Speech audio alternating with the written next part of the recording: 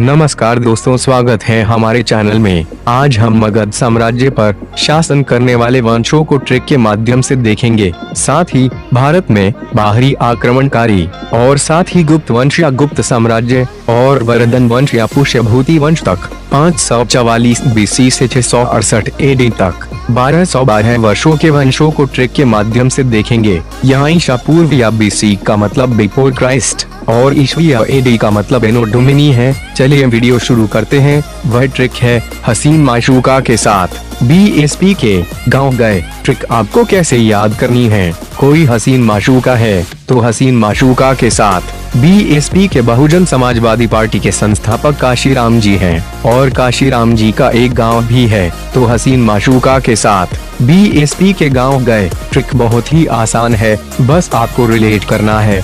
Trick हसीन माशूका के साथ BSP के गांव गए। हसीन माशूका के साथ यहाँ तक मगध साम्राज्य पर शासन करने वाले वंशों को क्रम से ट्रिक के माध्यम से देखेंगे। हास्यहरक वंश 544 BC से 412 BC तक हर्यक वंश का शासन था। शास्य शिशुनाग वंश 412 BC से 344 BC तक शिशुनाग वंश का शासन था। नासे नंद वंश 344 BC से 322 BC तक नंद वंश का शासन था। इसके बाद सिकंदर का आक्रमण होता है। 326 BC सिकंदर की मृत्यु 333 BC हुई थी। मासे मौर्य वंश या मौर्य साम्राज्य मौर्य वंश का शासन 322 BC से 185 BC तक मौर्य वंश का शासन था। दोस्तों, मौर्य वंश या मौर्य साम्राज्य के बाद 185 BC से 275 AD तक भारत शासन अंधकार में रहा। वंश आए और गए, यानी वंशों का कम समय तक शासन रहता था।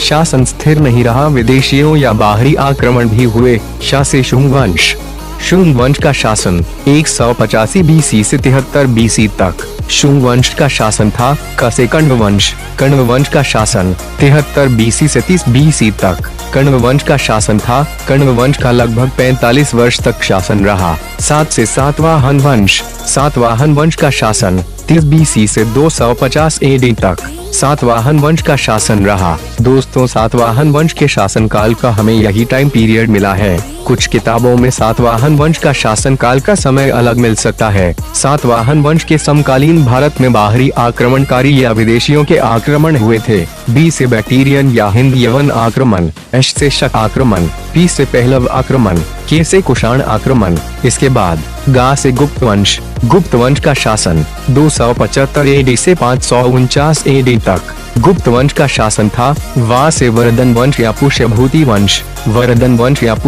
वंश का शासन 550 AD से 668 AD तक वर्धन वंश या पुष्यभूति वंश का शासन था। आपको ट्रिक 2 से 3 बार दोहरानी है और आपको ट्रिक याद हो जाएगी। यदि वीडियो अच्छी लगी हो तो वीडियो को लाइक, शेयर और चैनल को सब्सक्राइब करें। बेल आइकन को इसलिए ऑन करें ताकि आने वाली वीडियो का नोटिफिकेशन आप तक पहुंच सके।